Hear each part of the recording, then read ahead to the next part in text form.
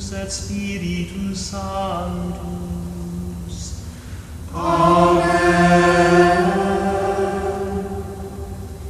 Olá, amigos do Spook Houses, Casas Assombradas. Aqui é o Rodrigo e trago a vocês hoje o 5º capítulo do nosso podcast, denominado Os Mistérios Sombrios do Vaticano, com o capítulo de Assassinato nas Ordens Sagradas. Antes de começar, gostaria de pedir para que curtam a página do Spook Houses, Casas Assombradas no Facebook, que se inscrevam e curtam nosso canal no YouTube para que possamos trazer a vocês um conteúdo de qualidade. Assim, sentem-se, acomodem-se e se preparem para muitas descobertas interessantes e bons sustos a todos.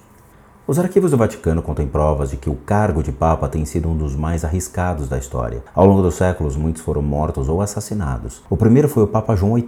Em 882, foi envenenado e depois espancado até a morte por conspiradores da corte papal. De acordo com um livro de Matthew Brusson, The Pope Encyclopedia, a maioria das mortes dos pontífices ocorreu na Idade Média, especialmente no período descrito pelo cardeal Cesaris Baronius nos Annales Ecclesiastici, como a Idade do Ferro do Papado, de 867 a 964, quando famílias poderosas elegiam, depunham e assassinavam os papas por ambições políticas ou por vingança. Dos 26 papas dessa época, 16 morreram violentamente. O mais estrondoso dos assassinatos foi o de João XII, entre 955 a 964. Com apenas 18 anos ao ser eleito pontífice, João era um notório mulherengo e o palácio papal acabou por ser descrito como um bordel durante seu reinado. Ele morreu por causa de ferimentos sofridos depois de ser descoberto na cama pelo marido de uma das suas amantes. Existem lendas que diziam que ele morreu por causa de um derrame sofrido durante o ato de amor. Teorias e acusações de intrigas assassinas vieram à tona após a morte do Papa Clemente XIV em 1774. Ele estaria tão atormentado pela culpa por ter extinguido a ordem dos jesuítas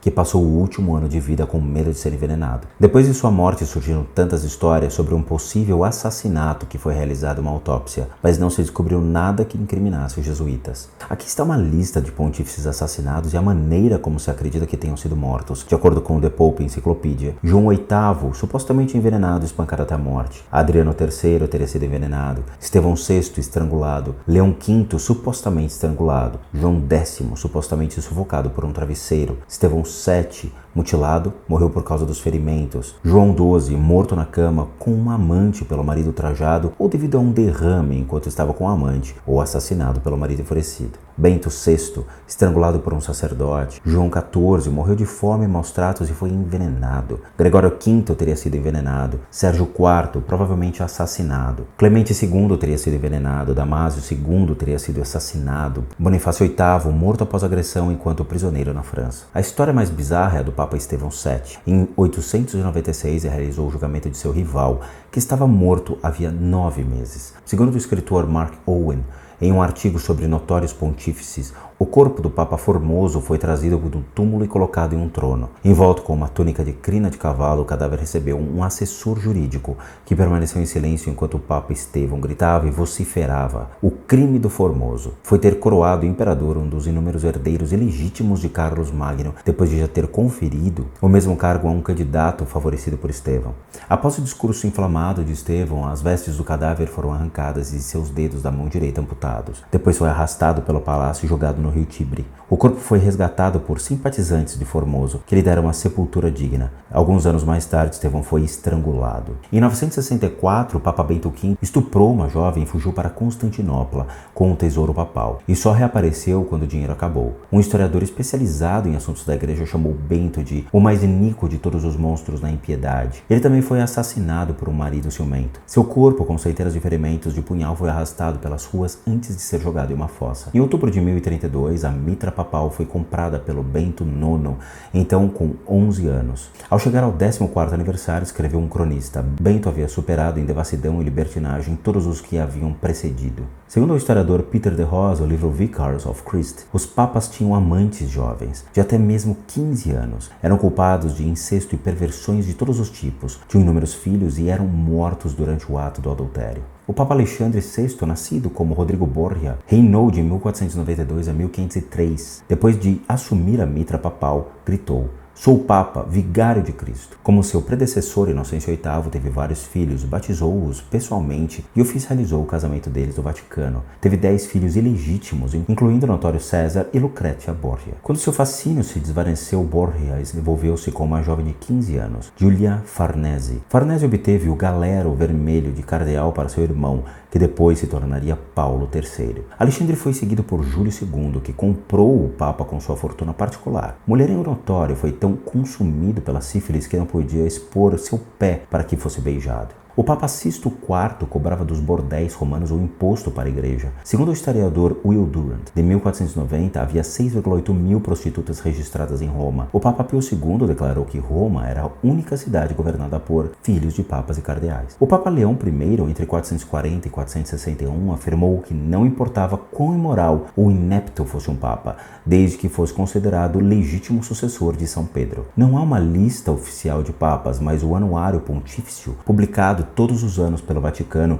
contém uma lista geralmente considerada a mais autorizada. O número 263, João Paulo I, foi nomeado em 26 de agosto de 1978. Primeiro pontífice a escolher 2 nomes, em homenagem a seus predecessores, João XXIII e Paulo VI. Nasceu Albino Luciani em 17 de outubro de 1912, em Forno dei Canali, Itália. Ao contrário de seus predecessores, nunca ocupou um alto cargo no governo interno ou no corpo diplomático do Vaticano. Apesar de proeminente na Itália, era praticamente desconhecido no restante do mundo. Ordenado em 7 de julho de 1935, estudou na Universidade Gregoriana de Roma, depois de um breve período como vigário na paróquia de sua infância. Depois de ser indicado para um cargo de vice-diretor no seminário de Belluno, em 1937, passou vários anos ensinando. Nesse período, tornou-se vigário-geral para o bispo de Belluno. No final de 1958, o Papa João XXIII nomeou Luciani como bispo de Vittorio Veneto e, após um início lento no Concílio Vaticano II, entre 1962 e 1965, logo se tornou voz ativa em questões doutrinárias. Nomeado arcebispo de Veneza em 1969 e cardeal em 1973, rejeitou muitos dos aspectos de maior opulência do catolicismo e encorajou as igrejas mais ricas a dar para os mais pobres. Após sua eleição ao papado pelo Colégio de Cardeais, a revista Time afirmou: os cardeais sabiam o que queriam, um homem caloroso e humilde. Sentado em uma mesa diante do altar da Capela Sistina, o cardeal solenemente entoou o nome escrito em cada cédula: Luciani, Luciani, Luciani. Ao lado dele sentaram-se 2 outros cardeais escrutinadores, que retiravam as cédulas cuidadosamente de um cálice de prata, desdobravam-nas e as passavam para seu colega. Foi a 4ª e última votação de um incrível conclave, de um dia que deu ao mundo católico o seu Papa de número 263. Ter conseguido penetrar o muro dos segredos que se ergue em torno desses conclaves e os votos de silêncio proferidos pelos cardeais ao entrarem e se isolarem do mundo exterior, os repórteres da revista Time, Jordan Bonfant e Roland Flamini, reuniram dados para reconstruir boa parte da história do processo transcorrido pela Capela Sistina. Ficou claro que a eleição de Luciani não foi um acidente, mas resultado de um consenso que evoluiu a partir de 3 acordos alcançados em um longo período pré-conclave após a morte do Papa Paulo VI em 6 de agosto de 1978. Provavelmente metade dos 111 cardeais eleitores estavam indecisos ao iniciar-se um conclave. A maioria estava convencida de que o Papa teria que ser italiano. O segundo consenso, ao qual resistiram alguns membros da Cúria até o final,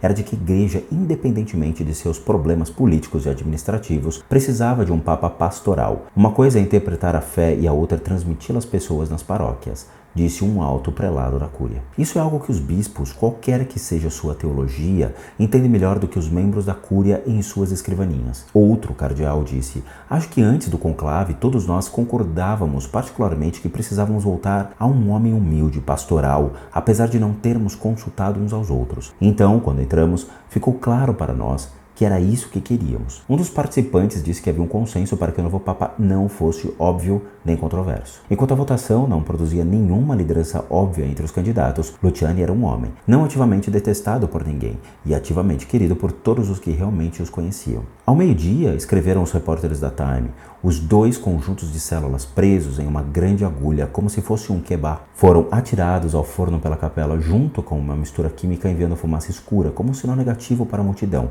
que aguardava aguardava na Praça de São Pedro. Mas o sistema de exaustão acima do forno estava quebrado e a fumaça preta então se espalhou pela capela, obscurecendo parcialmente os famosos afrescos de Michelangelo. Os cardeais ficaram tossindo por cerca de 15 minutos, cobrindo a boca e esfregando os olhos, até as janelas serem abertas para limpar o ar. Quando pararam para o almoço enquanto os cardeais caminhavam até o hall pontifício, na ala dos aposentos de Borgia, travavam-se intensas discussões. Na terceira eleição, às 4h30, Luciani tomou a dianteira, quase obtendo a maioria. Nesse momento, Luciani explicou depois, com um sorriso, que lhe valeria o apelido de Papa Sorriso. A situação começou a ficar perigosa para mim. Os cardeais Willem Brandt, dos Países Baixos, e Ribeiro, de Portugal, sentados ao seu lado, inclinaram-se em sua direção. Um sussurrou: coragem. Se o senhor dá fardo, dá também a força para carregá-lo. E sussurrou o outro: o mundo todo ora pelo novo Papa. Na quarta votação, nenhum outro nome foi lido além do Luciani. Houve algumas cédulas em branco, mas cerca de 90 votos foram para Luciani. Os aplausos ecoaram na capela.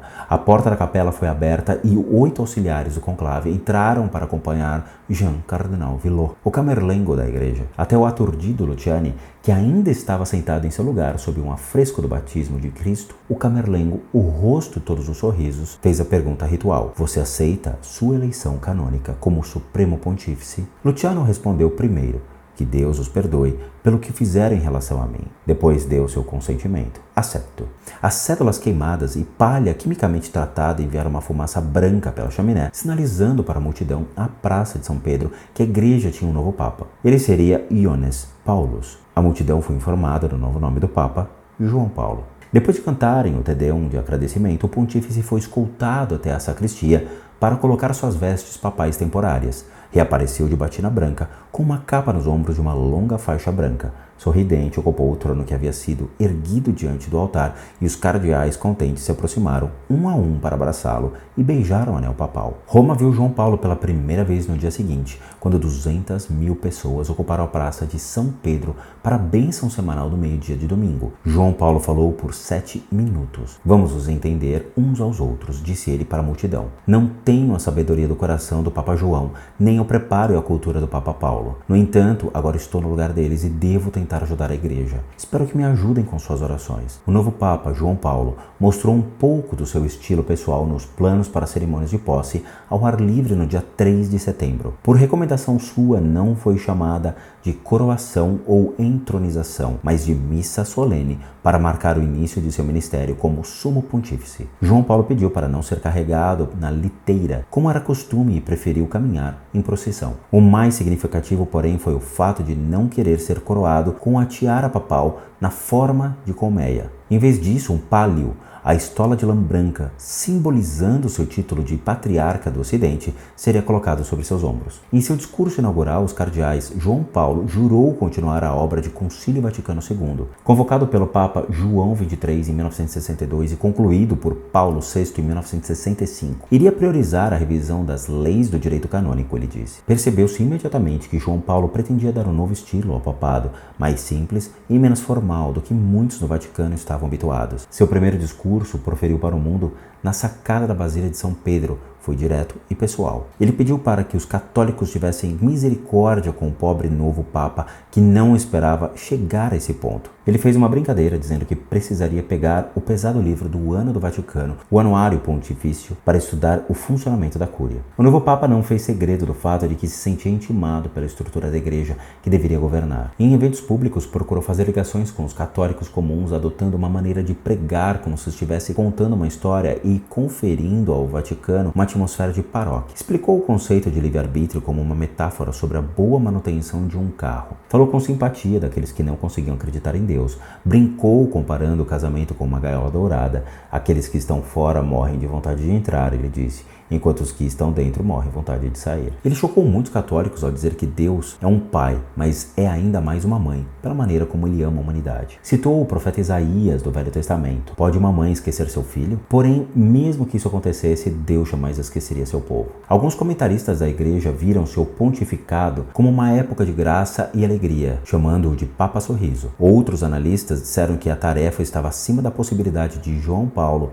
um homem que foi esmagado pelo peso de sua nova nova posição. Os veteranos e tradicionalistas do Vaticano temiam que João Paulo fosse muito liberal e que pretendesse revolucionar as doutrinas da igreja, incluindo a revisão das leis sobre a contracepção. O cardeal Ratzinger via nele grande bondade, simplicidade, humanidade e coragem. Ruth Bertels escreveu um artigo dizendo que na noite de 28 de setembro de 1978, quando João Paulo sentou para comer na sala de jantar do terceiro andar do Palácio Apostólico, seus 2 secretários, padre Diogo Lorenzi, que trabalhava com ele em Veneza por mais 2 anos, e o padre John Maggie, que fora indicado logo após a eleição papal, estavam presentes. As freiras haviam preparado um jantar simples composto de sopa, vitela, vagens frescas e uma salada. Os 3 comeram enquanto assistiam o noticiário na televisão. O Papa parecia estar bem-humorado e com boa saúde. No andar de baixo, as luzes ainda estavam acesas no Banco do Vaticano, onde seu chefe, o bispo Paul Marcinkus, recebera recentemente um relatório sobre o Papa,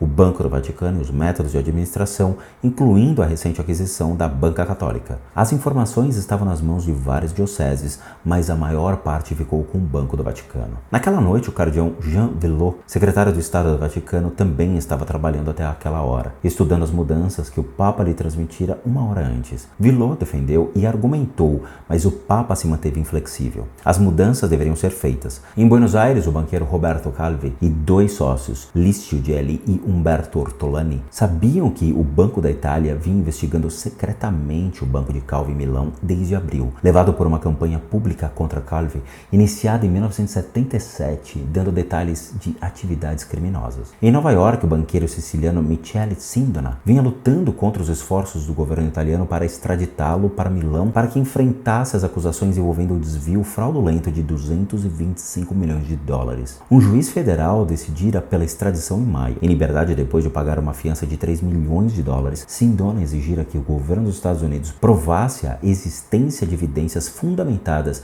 que justificassem a extradição. A audiência estava marcada para novembro. Em Chicago, o cardeal John Cody, chefe de uma arquidiocese de 2,5 milhões, quase 3 mil padres e 450 paróquias, e uma receita anual que ele se recusava a revelar, sabia que numerosas organizações haviam solicitado a Roma sua remoção. O Papa foi para a cama. A noite encobriu o Vaticano. Na madrugada de dia 29 de setembro de 1978, a governanta do Papa bateu na porta do quarto, como sempre fazia, exatamente às 4h30 da manhã. Como não ouviu resposta, afastou-se. Voltou 15 minutos depois e percebeu que não havia movimento. Ao entrar no quarto, encontrou-o sentado na cama, ainda segurando os papéis da noite anterior, morto. Na mesinha da cabeceira, um vidro aberto de Efortil, seu remédio para pressão alta. A camareira, abalada e aos prantos, informou imediatamente o camareiro papal, o cardeal Villot. Villot chegou ao quarto às 5 horas e pegou os papéis importantes, o vidro de Efortil e vários objetos pessoais que foram sujos de vômito. Nenhum desses objetos foi visto novamente. O Vaticano afirmou que o médico da casa havia apontado um infarto de miocárdio como causa da morte. Embora a lei italiana determine um período de 24 horas até que o corpo possa ser embalsamado,